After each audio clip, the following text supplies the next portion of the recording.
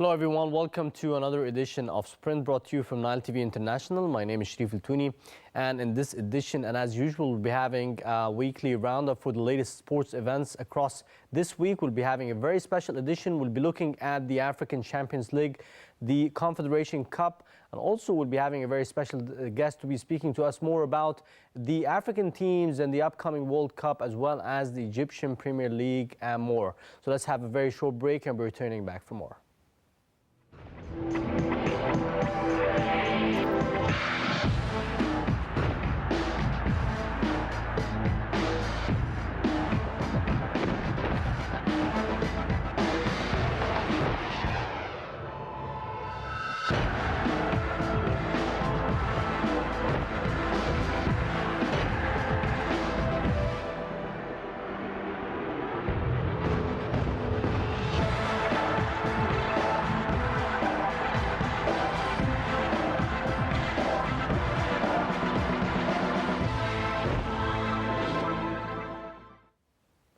Welcome back. You're still watching Sprint. I have the pleasure to introduce my guest for tonight. I'm joined with Kennedy Makambira. He's the editor and also the media officer for the Confederation Football Federation. I'd like to thank you very much for joining us.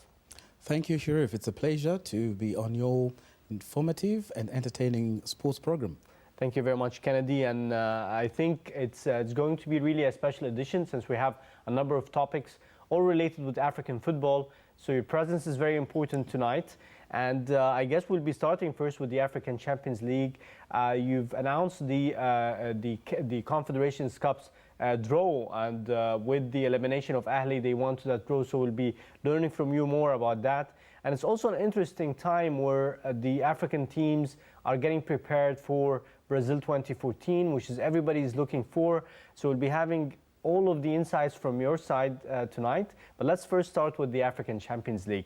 And it was a shocker to everyone and Ahli's fans to find Ahli, which definitely did a great performance in the last season, being eliminated from the African Champions League. So how would you comment on that first?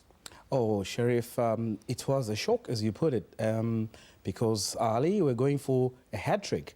And many people were wondering whether it was going to be possible to win three, African champion titles on the trot. Yes. And they already had two in the bag, winning last year against Orlando Pirates of South Africa, and the year before that against Esperance. But it wasn't to be this time round. I think the football gods, one might say, somehow had a little ace up their sleeve, and unfortunately, they lost their namesake, Ali Benghazi, named after the great Ali, 8-time champions. But it's not over yet for them, because they still have a chance to win a cup. Yes, exactly. The Orange CAF Confederation Cup, which in itself would bring them to 20 titles. If you remember, the news in town this year is that Ali is the most successful club in the world on 19 titles. So most certainly they'll go for that 20th by playing the Confederation, although it is the second tier competition. So you're looking at the half glass, which is the full half. Yes, which is having a title, and after you mentioned just celebrating this week being the most successful club in the world. And it also gives them the opportunity, I guess, competing with the Confederation Cup, which is not as tough and competitive as the African Champions League. And I think they'll probably have the edge there. You'd be surprised actually this year, Sharif. It might turn out to be the other way around. After the teams that dropped from the Champions League, the 8 of the losers, Ali among them, it's quite tough. And meeting the 8 teams that came out from confederations, we could have another year where the competition in the Orange CAF Confederation Cup is tougher than in the Champions League.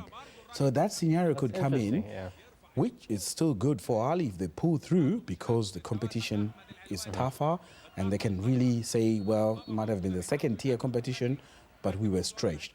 But, the draw was done just yesterday at the HQ in 6th of October for CAF headquarters. And they'll be up against Diafra from Morocco. So that in itself is a tough encounter. And if they win that, they get into the group stages, then they have a couple of matches to play before we find out whether they're in the final or not. Yes, we'll be learning more about that at the Confederation Cup. But if I move back to the African Champions League, and it was interesting that Egyptian coach managed to be winning Ahli. So it was Tarek Al-Ashri. Tarek Al-Ashri really had great performance in the Egyptian Premier League the previous seasons, and he proved a point, I guess, by eliminating Ahli, that he's a very professional coach, and he's focused on taking his teams up to the higher level. So how would you comment on this, from the perspective of an African coach? Well, very interesting, actually. Tarek has always been successful against Ali before, in these days at Haras Al Dud, which incidentally, I'm pleased to say, I've always said this to my colleagues at CAF, that's the team I support, and everybody is shocked. Why Haras Al Dud? I say, well, Alexandria is my favorite city in Egypt, and I picked a team from that area, and it happens to be the team. And Tarek, as you know, has since gone to Ali in Libya with Benghazi, and took his successes from before into victory this time round. I think it bodes well for him, even when he comes back to Egypt. Often, as they say, a prophet is not welcome in his hometown. But when he comes back, I think a few people will take notice of him and take him seriously. And who knows, he could land a big job somewhere else. But it's shown that he's a successful coach and he's able to deliver, whether he's in Egypt or elsewhere. That's very true, because such matches, it's like a crucial point, crucial transition phase also for these coaches to prove the point, like you mentioned. They are showing their capabilities in times that is really needed. So and like you mentioned, both Ahlis, and with this experience that he had from the Premier League, he didn't even join Al Ahli previously. Indeed.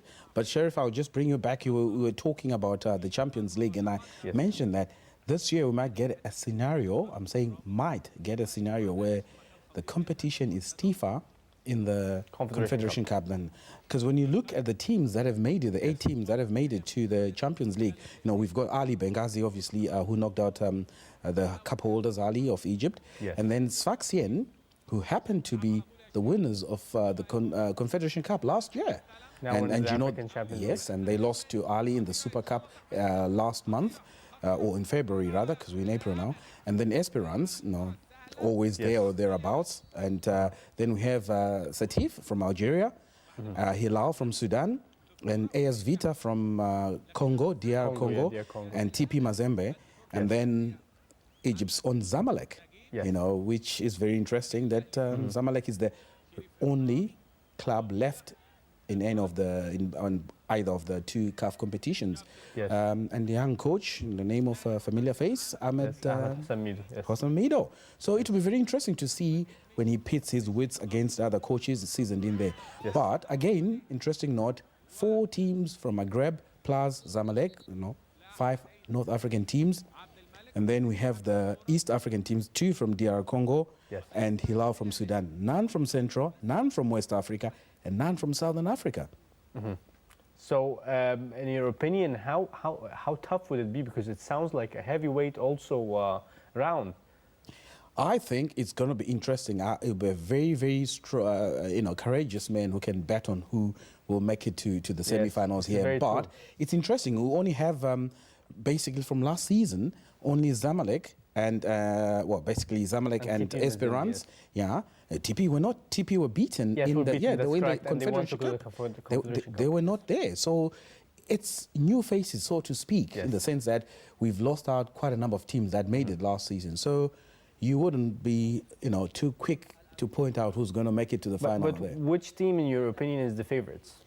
Oh, I'm not always into spotting out favorites. I think you will probably not look much further than Esperance, obviously, for their experience and haven't been in there. And then TP Mazembe. Yes, because you also had this experience previously, and they had the title, and they are, like you mentioned, they have this, sort of experience with such competitions. But if you evaluated a team like Zamalek, which didn't have a strong performance in the last version, so do you think with Ahmed Hassan Mido there might be a change, despite also they don't really have the pickup of performance yet, but at least they qualified?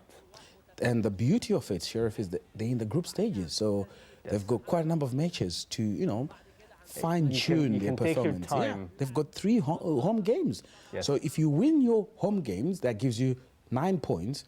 And on one of your travels, if you pick up a point, you're on 10. Normally 10 takes you through to the semi-final. So it will be very interesting to see, how Ahmed Hossein, Mido, will, pit his skills against others. And remember, he's not tried and tested, and this is the real test when he gets into the group stage. Exactly, and I think he's the type of guy who's a challenger, and he's quite motivated to be running this show, because it's interesting for Zamalek. People are looking, or the majority of the sports fans for Zamalek are looking forward for this, title.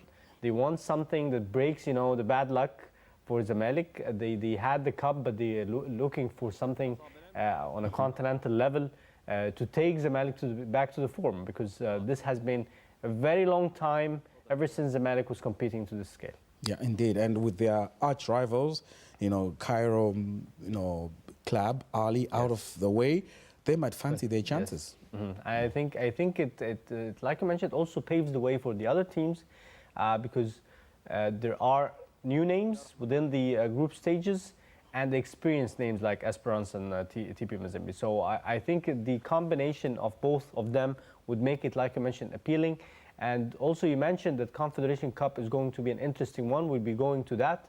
But I'd like to take from you first, before we jump to the Confederation Cup, a view about, the scale or level of performance that you can see today from those African teams who qualified. How would you evaluate the performance of those teams, given that they are in the group stages? Supposedly, they are the best African teams or African clubs that are there. I would say the football currently played on the African continent is showing a lot of maturity and improvement over the time, even in the way clubs are being run. Just recently, at the beginning of this year, CAF was able to host 37 of the top clubs on the continent in Cape Town, South Africa, on the sidelines of the African Nations Championship, CHAN, which was won by Libya. And we're now at a stage where the club presidents and the clubs are talking to each other, learning from each other, running their affairs on a professional level. And that transfers onto the kind of football that is being played on the field. That's why when you look at this, most of the clubs there, if not all of the 8 that have made it,